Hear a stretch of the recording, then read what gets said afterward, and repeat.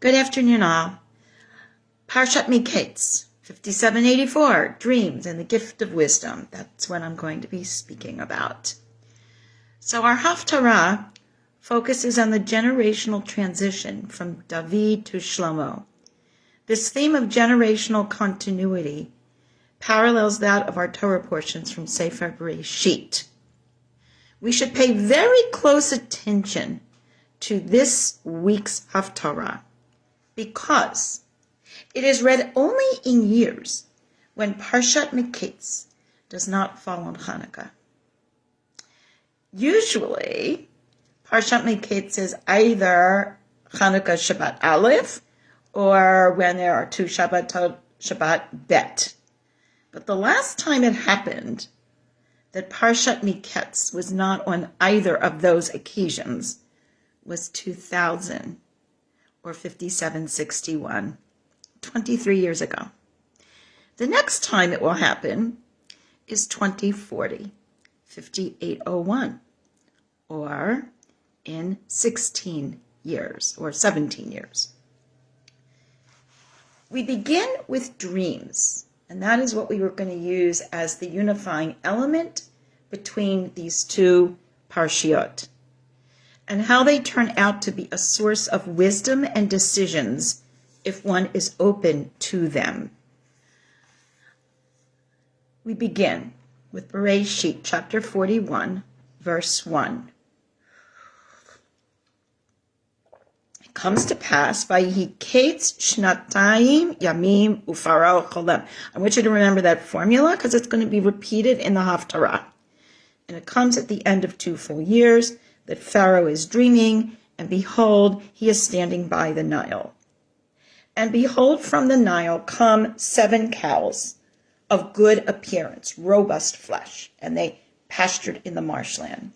And then 7 other cows come up, ugly, lean of flesh, and they stand besides the good cows. The cows of ugly appearance and lean of flesh devour the 7 cows that were of handsome appearance and healthy. And then Pharaoh awakes. MiKetz Paro. He falls asleep again and dreams yet another dream. 7 ears of grain, healthy, good, 7 ears of grain, thin and beaten by the east wind. And the thin ears of grain swallow up the healthy ones. Hine chalom. And here there's a dream. A whole dream is repeated and completed before him, and it requires interpreters. He does not know what to make of these dreams. I want to go for a moment to our Haftarah, Melachim, chapter 3, verse 15 through chapter 4, verse 1. MiKetz Shlomo v'hinei chalom. And Shlomo wakes up, and here there's a dream. Remember I said, MiKetz Paro, Ufaro cholem. And Pharaoh wakes up, and there is a dream. V'hinei chalom. Same concept. He comes to Jerusalem, Shlomo, and stands before the Ark of the Covenant of the Lord and offers up burnt offerings and peace offerings and makes a feast for the servants. So I want us to notice the use of the exact same phrase in both narratives. MiKetz. So MiKetz often means and something ends. It's a transition point. It's an inflection point, if you will. So at this inflection point, they each dream, they each are asleep, and they each wake up, right? So in our Torah portion, Pharaoh has these dreams about cows and corn, items of the land, and does not know what they mean. He is vexed, and it is recommended that he calls on a dream interpreter from prison. By contrast, Rashi suggests as follows. When we read, MiKetz Shlomo v'hinei chalom, and Shlomo ends his sleep or transitions or wakes up, and behold, it was a dream, he understood, says Rashi, that his dream was true. He would hear a bird chirp and understand the language. He would hear a dog bark and he would understand the language. In other words, Shlomo, who has this wisdom, understands the symbolism of the dreams. Pharaoh does not. While Shlomo could talk to the animals, so to speak, and understand the messages of the earth, Pharaoh, who is very much in his own head, cannot do that. Now it comes to pass in the morning, and we're back to Pharaoh again, that his spirit is troubled, so he sends and he calls out the necromancers, those that can interpret dreams, Khartoumei, Mitzrayim, and all of the sages, and Pharaoh tells them these dreams, but no one can interpret it for him. Now, many of us know what will happen. He will call Yosef. We're not there yet. Many of us know in Melachim, as we parallel this dynamic, and Shlomo has these dreams, that it will show the true wisdom of Shlomo, which God has bestowed upon him. Shlomo wakes from the dream, and what are we told? God grants him wisdom, wealth, and honor. He awakes, he knows it's a dream. Melachim, book 1, chapter 3, verse 15, he comes to Jerusalem, stands before the Ark of the Covenant, and offers up his offerings. Then we know what happens next. We are going to have these two mothers who are going to come and present their case in front of him for his deliberation. One woman says, "Oh, my Lord, I and this woman dwell in one house, and I gave birth to a child with her in the house. The other woman stole the child, and the second mother claims the same." And she says, "The other woman arose in the middle of the night, takes my son from beside me while I slept, and took him and laid him next to her, and then took her dead son and gave her dead son to me." And we know what happens. Shlomo will decree that the baby should be chopped in two. At this point, the real mother says, no, don't divide the child in two. And that's how he knows the real mother. Then we're going to see another incident. A woman comes and says, she builds this whole room for Shlomo and takes care of him and provides for him, and she is given a son as well, but we'll get to that in a moment. In chapter 3, verse 28, we read, "Vayishma'u kol Yisrael et hamishpat asher tzafat hamelech," and all of Israel heard this judgment that King Shlomo gave, that the child should be divided in two. Vayiru mipnei hamelech, and they were in awe of him, because they knew that such a suggestion, as outlandish as it seems, must have been wisdom that came from God. Now, in both cases, the child living the future of the people in Mitzrayim, these dreams have to do with destiny and outcomes that flirt with the idea of nothingness. Not having my child, not having food, in the case of Mitzrayim. Often the element of our most frightful dreams. Pharaoh, in terms of what his economic viability would be, and Shlomo, in terms of how he will be the decisor in difficult and challenging situations regarding children and their future. There is desperation, and the Egyptians are willing to give up everything just for food. As Rashi says, this is their staring at nothingness. One wrong move and disaster will result.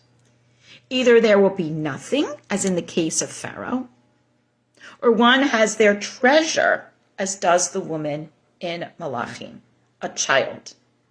But that child can then be taken away from her. She can then lose that child, ending up with nothing.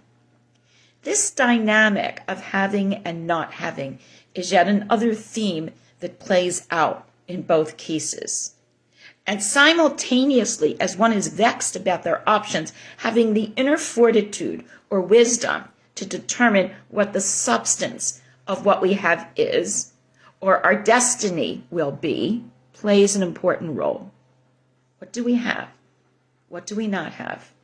What is important? While Shlomo has this source of wisdom within himself, Pharaoh will have to go elsewhere, bringing Yosef to him, about whom he states. Pharaoh says to his servants, "Hanimtza kazeh ish asher ruach Elokim bo?" Are we going to find a man who has the Spirit of God. It's interesting that that recognition is built into the text. So Onkelos says, where will we find this? If we go and seek him, how can we be sure that such a person exists? Pharaoh then says to Yosef, okay, God has given you this wisdom. There is no one as understanding and wise as you. Ein navun v'chacham kamocha.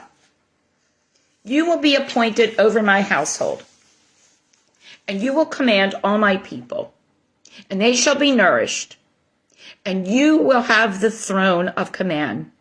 Only I will be greater than you. Again, in desperation, notice how quickly and precipitously Yosef is promoted to the number 2 position. We will see this again a bit later in our year as we go through the story of Esther once again, where there are so many similarities in the trajectory, in the language, in the order of events of these 2 stories. We notice this mercurial difference between nothingness and its threat, and having everything needed and its hope. Aviva Zornberg wants us to consider the use of the word enenu, not being there, nothingness, and the prominent role it plays in our Torah narrative, not to mention in the fear that our dreams bring to us. This will be evoked again in this particular Haftarah, as Shlomo uses his wisdom to not get to that point of nothingness. She shows us that Yosef was in nothingness, in the pit. Further, there are many pits in his life, and somehow in prison, he will use the wisdom of his dreams to rise above that instance of nothingness. She teaches as follows. For the essential fact of Yosef's life, in other words, what we would say the seminal event that defines him, is that he is a man who was thrown into a pit, one of many pits, not just this one pit. The experience of the pit is the informing image of his life. The presumption of death is applied here, and we see that when the pit is full of snakes and scorpions, Rashi says the pit was empty. Meaning there was no water in it. How can it be enenu? How can it be empty? But yet there are snakes and scorpions. There was no water, but there were snakes and scorpions. Emptiness in this case means lack of sustenance, of survival, emptiness of water. The pit is in fact filled with snakes and scorpions. This is essentially a description of emptiness, to be in emptiness, to be assigned to a hole, to not have your past and your future joined together, but to be separated by this nothingness. To be gone from the minds of others is to be assailed by all the horrors with which emptiness and one's experience of it is so pregnant. Think about the hostages who are talking about what it was to be in the tunnels, in nothingness. Every day was like a year. They lost count of time. One woman talked about how she could hear the muzeim, the call to worship, and that was how she kept count of the days and of the time of the days. Here, in our Parsha and in our Haftarah, we see the profound difference between Pharaoh and Yosef, as well as between Shlomo and those around him. Can we look at nothingness or chaos that may appear to hold nothing and use our wisdom to perceive potential and substance? Further, with the case of Yosef and his brothers, we see how one perceives their place in a situation and can only identify nothingness, while the others see the potential of wisdom and faith in the same dynamic. We return to Aviva and how she explains all this.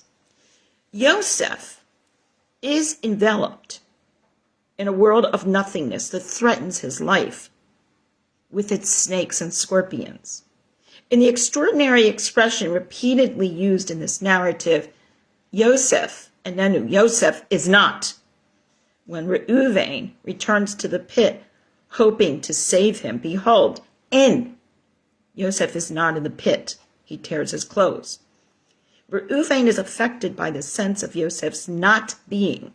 There's an absence, a horror of not Yosef in the pit that leads him to tear his clothes in desperate mourning. He cries to his brothers, "The boy is gone forever." In the meantime, they are really not aware of Yosef's fate, which is anything but nothingness. While they think he has been reduced to nothingness, he is very, very alive. Later, when they stand in front of Yosef, and Yosef will break down, this is this existential crisis of coming from nothingness. Their brother is alive. Yosef now has his family. The non-being is erased. The dream element of the two women, the woman who her child is taken by the other woman whose baby died, and then the later story where a woman who hosts Elisha will be able to provide for him and wants a child. And again, the same wisdom will be used where Elisha will bring the child back to life. This fear of nothingness, of not being. Again, thinking of the hostages where family members thought that other family members had died and Nanu were no longer. And then, of course, they appear. This nothingness is a great fear. And it's a fear that often populates our dreams. As you know, I'm always using the lens of these timeless readings and simultaneously thinking of our reality today. The notion of one looking and seeing only chaos and nothingness, harking back all the way to Tohu Vavohu, back to the cosmic soup. What God saw, the human did not. And another using wisdom and faith to see potential and possibilities is so present in our lives. How do we look at the chaos, at the nothingness around us, and see our way as we trudge through it? It is the difference between sinking into despair, which is indeed a very real challenge in our world today, and continuing to work so hard to repair some of the profound fractures in that very broken world. May we consider how Yosef and Shlomo looked at impossible situations and tried to discern a path forward. Let us continue to work to find new ways of coming together with each other and listening to the pain and the narrative of the other.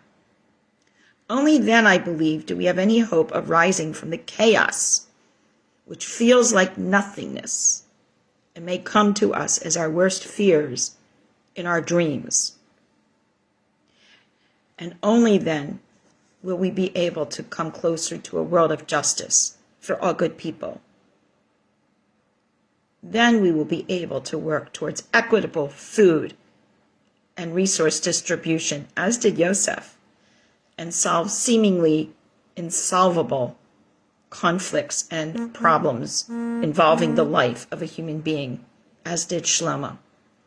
Shabbat Shalom to all. Lihitraot.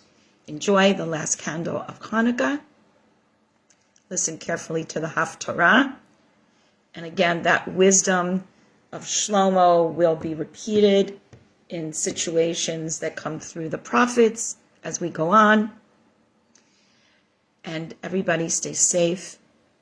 And please be kind and learn how to listen to each other. Lihitraat.